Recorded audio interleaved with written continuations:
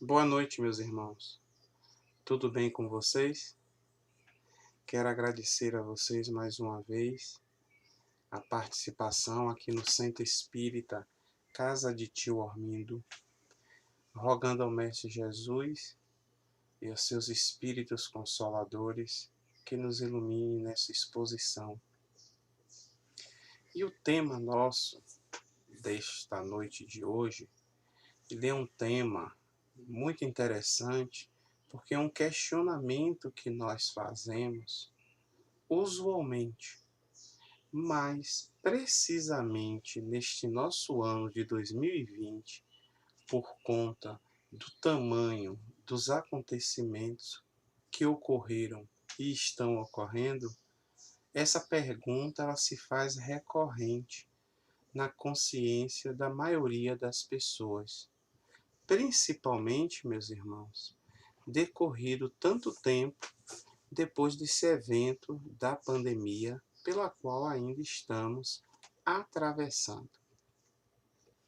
E é muito importante quando nós falamos a respeito do e aí, a vida continua? É muito interessante quando nós refletimos nesta frase, porque ela, ao mesmo tempo que dá a ideia da necessidade de uma resposta para algo que estamos inseridos e que sabemos ser maior do que nós, porque é a vida como um todo, é saber acerca da nossa destinação, é saber acerca do que vai ser por diante. E eu devo dizer a vocês que a resposta para essa pergunta, se a vida continua, ela tem variadas nuances a depender da pessoa que faz esse questionamento. Estamos no meio espiritista, somos espíritas, somos divulgadores da doutrina de Kardec e nós sabemos como nós, espíritos imortais que somos, nos portamos, de onde vimos, para onde vamos e como devemos agir nas mais diversas situações que nos impõem. Aliás, o codificador nos ensinou isso, basicamente, com o lançamento do Livro dos Espíritos no ano de 1857 e todo o resto da codificação kardeciana. Mas, meus irmãos, uma grande questão também está inserida nessa pergunta. Está inserida a frase básica de que depois de tudo que se passa, será que isso ainda continua?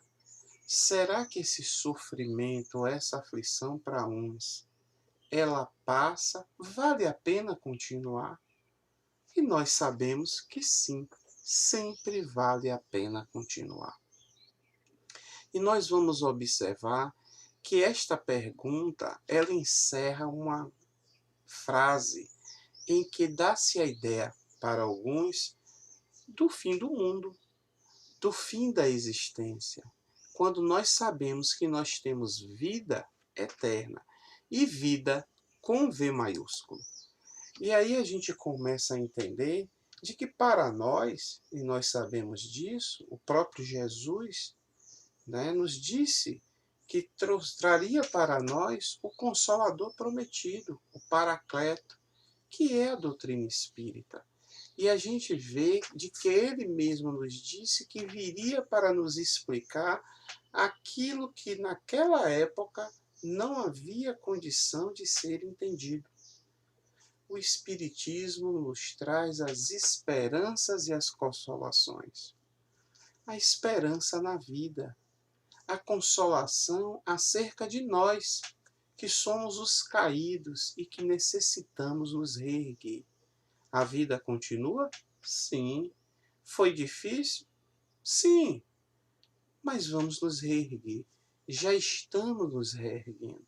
A gente vai vendo de que essa consolação que a doutrina espírita nos traz, ela não é uma consolação da boca para fora, não é uma consolação imatura, mas sim uma consolação adulta, firme, que ela se prevalece, se apoia na razão.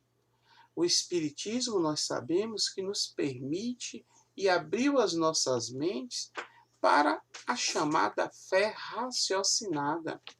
Então, nós devemos ter, diante das nossas adversidades, diante dos obstáculos que nós enfrentamos, diante dos reveses da vida, diante das perdas, meus irmãos. Quantos de nós, de nossos irmãos, de conhecidos outros, perderam entes queridos, perderam parentes para esse período deste ano de pandemia? Sabemos nós espiritistas que vamos nos encontrar do outro lado, na verdadeira vida. Mas, para nós, a grande questão, a falta que nos faz é a falta do contato, do tocar, do efetivamente abraçar aquele ente querido, aquela pessoa. Mas nós temos de colocar dentro de nós a certeza da vida eterna. A vida continua. E aí a gente começa a entender de que, fazendo parte dessa vida de Deus, nosso Pai, o Criador incriável, a gente vai entender de que abraçar o projeto do Espiritismo é abraçar a moral. É a gente entender que nós vamos perpassar por vários problemas, por aflições, obstáculos, segundo as nossas condições morais e segundo o nosso comportamento. A colheita. Como semeamos no passado? Como vamos colher agora? O que colhemos agora é resultado de nossas escolhas. Seja a pandemia, seja uma doença individualizada, seja uma aflição aqui, seja um tormento ali, nós precisamos perpassar por tudo isso, porque faz parte do nosso caminho de provas. Caminho esse individualizado, que devemos vencer individualmente. Teremos a ajuda dos outros? Sim, mas é uma conta que se é terceirizada. Essa quitação é nossa. E é essa quitação que nos leva a sermos sempre melhor, a nos realmente, nesse soerguer, nós nos tornamos melhores. Mas, meu irmão, a gente tem que entender, meus irmãos, que temos que abraçar todas essas barreiras que geralmente elas vêm para nos afastar do amor. Ah, tá. O amor. O amor que é a fonte de nossas vidas. Deus é amor. O nosso objetivo, como sabemos, é sermos espíritos puros. É a perfeição. É a busca da plenitude. E como é que podemos fazer a busca da plenitude se nós não nos iniciarmos a nos inserirmos no amor divino? Como diz no Evangelho segundo o Espiritismo, nós temos dentro de nós o germen que precisa ser desenvolvido. Trazemos essa potencialidade dentro de nós. Sabemos, como espíritas, da vida eterna. Então a gente tem que entender que temos um tempo a transcorrer num corpo físico e que temos um retorno para a erraticidade. E depois desse retorno para a erraticidade, esse período, nós retornaremos ao mundo material a fim de darmos continuidade na tarefa que Deus nos concedeu. E aí a gente tem que entender que, infelizmente, ainda somos obreiros distraídos. Somos ainda meio que, como eu diria, a gente ainda se passa em desatenções. A gente vai observando de que a gente tem as nossas responsabilidades, temos as nossas obrigações e muitas vezes as esquecemos. Muitas vezes as deixamos de lado. E aí, a vida continua? Claro, porque a vida continuar significa que nós sempre temos a oportunidade de recomeçar. de se renovar, de refletir acerca de tudo ao nosso entorno, como espíritos imortais que nós somos. Então a vida continua, meus irmãos, porque se a gente entender de que essa vida, um V maiúsculo, é o conjunto das nossas várias encarnações, e nós espíritas sabemos disso, nós sabemos então que terá perpassado, transcorrido um tempo de 1 segundo, 1 minuto, em uma encarnação como a nossa, em relação a toda uma vida, desde quando fomos criados como espíritos simples e ignorantes. Então, o próprio Jesus Cristo nos disse que o caminho era o amor. O caminho era o caminho da paz. Mas que paz? Ele próprio nos disse: a minha paz eu vos dou, não a paz do mundo, mas a minha paz. E qual é a paz de Jesus? Qual é a paz do nosso Mestre Jesus, nosso modelo e guia? Senão aquela paz que acalma, aquela paz que nos deixa crescer, que nos faz entender de que somente pela caridade nós podemos crescer. Porque o nosso irmão maior, o nosso Mestre Jesus, ele veio nos trazer aqui, quando esteve na Terra, ele veio nos transmitir os pensamentos de Deus, nosso Pai. E nada mais louvável do que nós sigamos esses pensamentos. Que não fiquemos desatentos, de que de repente não podemos dormir durante essa jornada. E aí a gente se lembra daquela passagem em que Jesus ele está fazendo as orações e pede aos discípulos, aos apóstolos, de que orem, que vigiem com ele. E ele retorna e os encontra dormindo. E ele faz aquela célebre pergunta: por que estáis dormindo? Levantai-vos e orai, para que não entreis em tentações. E mais adiante, quando ele não consegue de que os discípulos fiquem acordados, ele faz aquela célebre pergunta: então, nem por 1 hora conseguistes velar comigo? Olha a pergunta que o Mestre nos faz. O que é 1 hora diante de toda uma vida?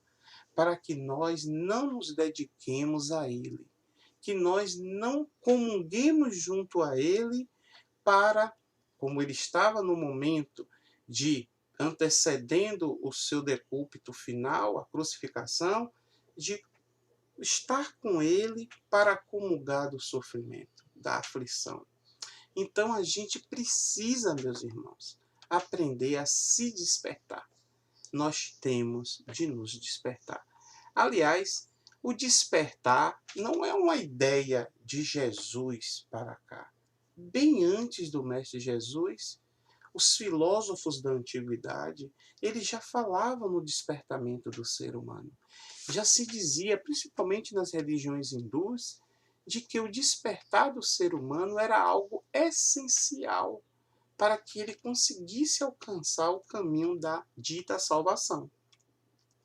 A gente tem um relatozinho, né, de Buda, por exemplo, que o cidadão chega para ele e fala: mestre, o senhor é Deus?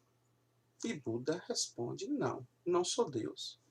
E, mestre, me diz uma coisa, o senhor é um anjo então? Ele fez: não, eu não sou um anjo.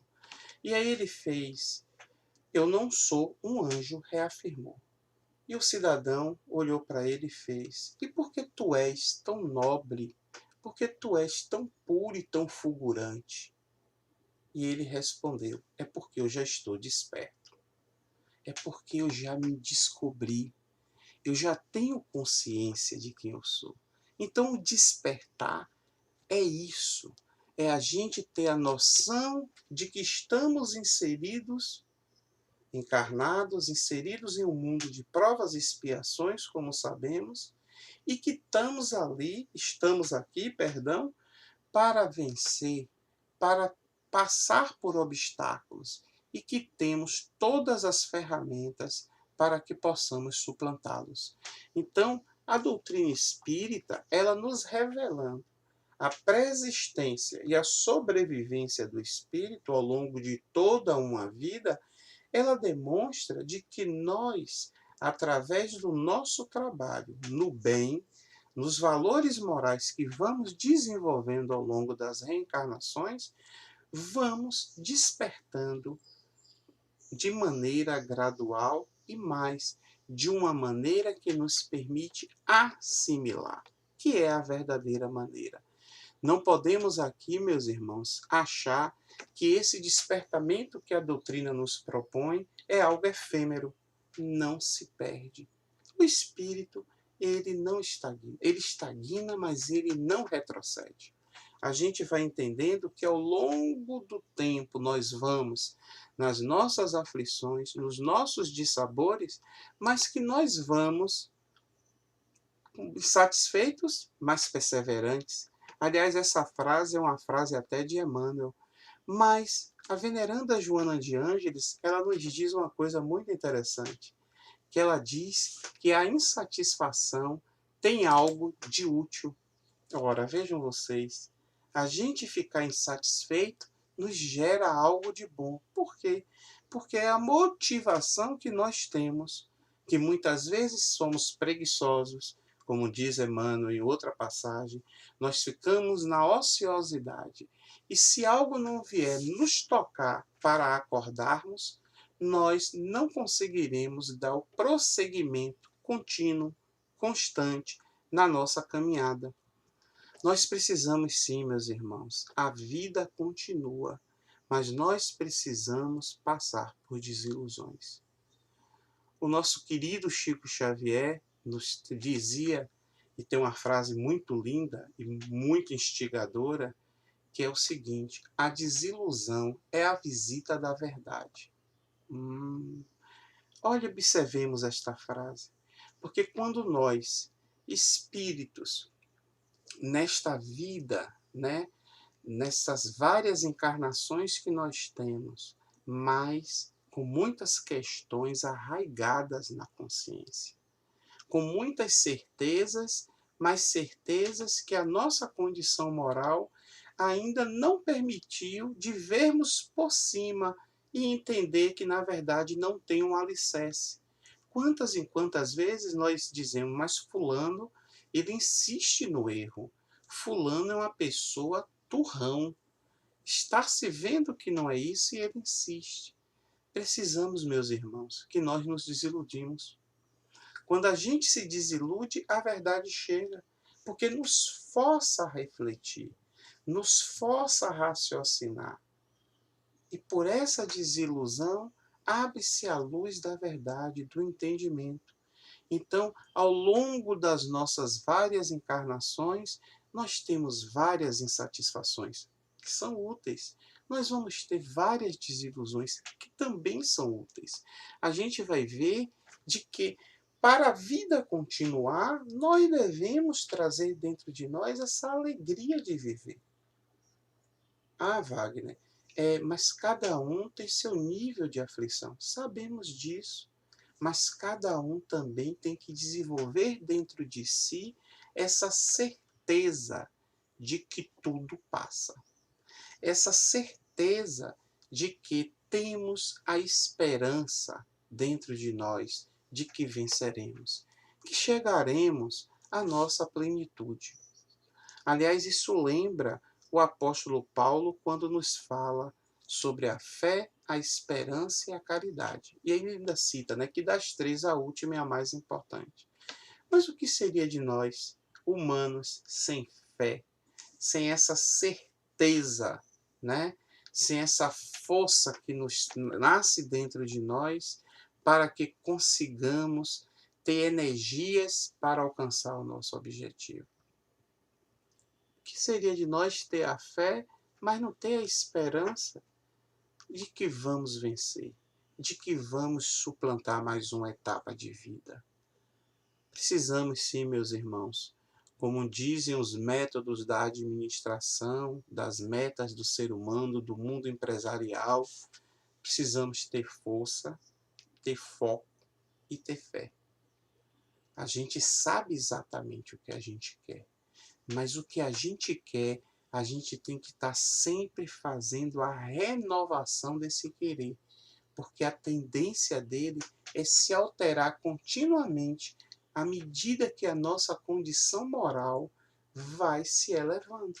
Aí nós vamos depurando os nossos pensamentos, os nossos desejos, os nossos anseios, e eles se tornam maiores e mais úteis. Utilidade. O Espírito de verdade já nos diz isso no livro dos Espíritos. Todo trabalho ele deve ser útil. E qual é essa utilidade que não seja a prática do bem?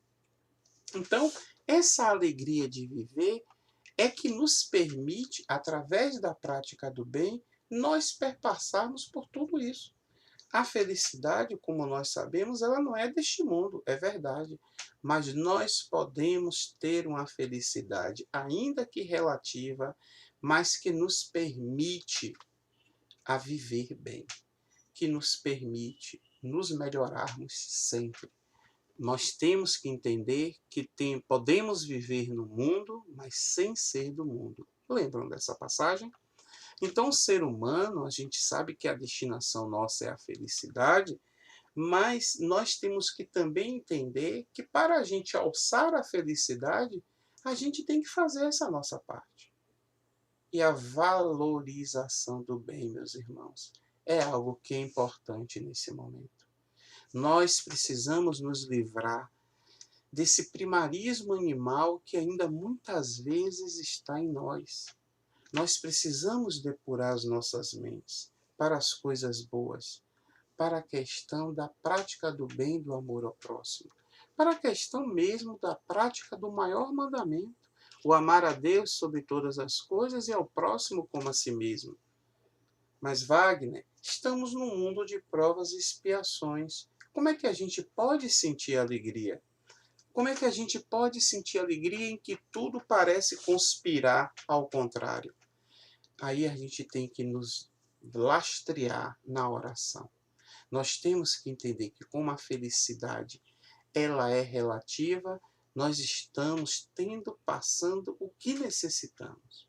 E aquilo que Deus nos dá são benesses. Bem-aventurados os aflitos, porque eles serão consolados. Nós temos, meus irmãos, que usar daquilo que a veneranda Joana de Ângeles nos chama de resignação dinâmica. É o saber compreender o que se passa com nós, o aceitar, mas não ficar parado. Ao mesmo tempo, literalmente, como diz o ditado popular, correr atrás, buscar a nossa felicidade, o fazer o bem, o tentarmos sempre sermos melhores, ainda que nós intimamente, como espíritos errantes e imperfeitos que somos, não queiramos. Façamos como André Luiz nos diz, forcemo-nos a praticar o bem. Porque a gente força, com o tempo, se torna um hábito.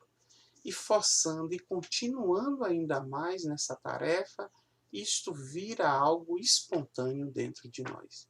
É isso que nós buscamos, essa espontaneidade dentro de nós. Porque nós somos espíritos que ainda sofrem, somos espíritos que ainda dormem. Nós somos os Lázaros modernos, a quem o Cristo chama, acordai, levanta, sai. É isso que o Cristo nos prega. É isso que ele nos manda. É isso que ele nos sugere. É isso que ele recomenda. Para cada um de nós, na nossa condição evolutiva, isso vai sair como um convite, como um chamado, como uma obrigação, como uma imposição. Mas não existe imposição para as questões do amor. O que existe é a gente desenvolver a espontaneidade dentro de nós. Temos que acordar para essa consciência espiritual, de sabermos que nós somos seres espirituais. Estamos vivendo, como sempre dizemos no meio espírita, uma jornada carnal, material. Mas que essa jornada é para que a gente se aperfeiçoe enquanto espírito. Não devemos pensar que a plenitude do amor de Cristo está lastreada na posse ou na vivência de bens materiais. Aliás, O próprio Mestre Jesus, ele só utilizou os bens materiais para nos dar exemplo, aquelas historinhas, as parábolas, né? Então a gente vai vendo de que tudo aquilo que acontece em torno de nós está lastreado naquela que é a obrigação do Espiritismo de destruir, que é aquela praga denominada egoísmo, orgulho. Quando paramos, meus irmãos, e vemos e nos despertamos, nos descobrimos, autodescobrimento, descobrimos algo que já existe, não inventamos. Aquilo já está dentro de nós. E nós vamos ver que reside, muitas vezes, sutilmente, nas nossas atitudes, na nossa maneira de pensar, o egoísmo. E esse é que nós precisamos erradicar de nossas mentes, de nossas consciências. Porque quando nós erradicamos, vamos minando o orgulho de dentro de nós, nós vamos, ao mesmo tempo, nos melhorando. Melhorando os nossos pensamentos, as nossas palavras, as nossas ações. É quando nós começamos a largar, a deixar de lado o nosso eu fantasioso, aquilo que está em nossa mente e que nós achamos que circula e que todos estão à nossa disposição. E aí? A vida continua? Claro que continua. A vida, ela é plena. A vida, ela está aí para ser vivida. Nós trazemos o nosso planejamento reencarnatório. Nós trazemos aquelas ações que devemos fazer, que devemos cumprir, para que possamos alçar mais um degrau. O degrau da escada de Jacó, lá do Antigo Testamento. Né? Então a gente vai entendendo de que temos que largar este homem velho de dentro de nós, abandonar essas estruturas arcaicas, arraigadas no orgulho, no egoísmo, que tomam conta de nós e que ficam nos impedindo, momentaneamente nos impede, de alçarmos voos maiores. Então nós, meus irmãos, devemos literalmente nos entregarmos a Deus. A vida continua? Continua. Deus está no comando. Nós precisamos entender, como diz a veneranda Joana de Ângeles, mais uma vez, sempre ela, de que nós precisamos atuar no bem.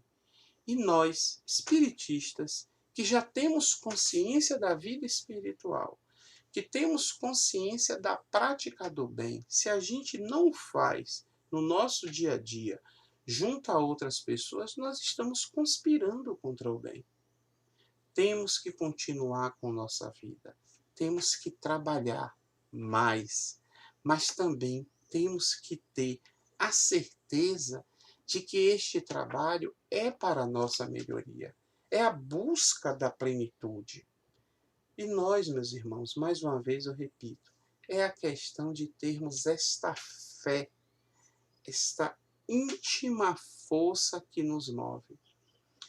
Nós sabemos, né, que para quem tem fé, nenhuma é preciso. Mas para quem não tem fé, não existe prova suficiente para que possa convencê-lo. E aí a gente vai entendendo de que o caminho dessa continuidade da nossa vida é também um caminho em que nós temos de orar. Nós precisamos nos ligar ao Criador. Como disse Jesus lá em Mateus, no capítulo 11, no versículo 4, salvo engano, seja o que for que peçais na prece, crede que o obtereis, e é concedido a vós o que pedirdes. Mas nós temos de saber pedir. Nós temos que estar preparado para pedir a Deus, para que possamos suportar as nossas aflições, para que possamos atravessar os obstáculos. Muitas vezes os obstáculos se interpõem diante de nós como algo monstruoso, grande, mas nós vamos tentando. Passa pelo lado dele, por cima dele ou atravessa ele. Mas para Deus nada é impossível. E a casa espírita, ela está aí para isso. Nós sabemos disso. Nós não devemos perguntar, enquanto espiritistas, o que é que a casa espírita pode fazer por nós, e sim o que a gente pode fazer pela casa espírita, que é esse recanto da prática do bem para com os desencarnados, do bem para com os encarnados. A casa espírita, como disse nosso irmão Bezerra de Menezes, é aquela tocha acesa contínua. A gente tem que entender de que a vida continua e a casa espírita é o repositório de amor, de trabalho no bem. Para nós, digo de novo, essas almas caídas, possamos continuar a nos reerguer. Meus irmãos, nós devemos entender que tudo na vida são oportunidades. E nós agora estamos passando pela oportunidade de, através da reflexão, de nos melhorarmos, de entendermos, de trazermos a nossa consciência, de refletirmos o como nós podemos atuar no bem.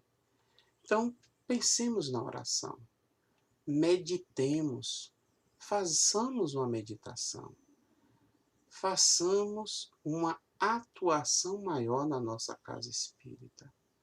Vamos pensar como o apóstolo Paulo, na sua carta aos Hebreus, no capítulo 12, versículo 12. Portanto, levantai suas mãos cansadas e os joelhos desconjuntados. É isso, meus irmãos. A gente tem que novamente se levantar e seguir em frente. E aí, a vida continua sempre para frente, adiante. Avancemos no bem com Jesus. Essa é a mensagem que eu tenho para vocês. Uma boa noite, fiquem em paz, Jesus que os ilumine e os abençoe. Mais uma vez, obrigado pela oportunidade e pela confiança.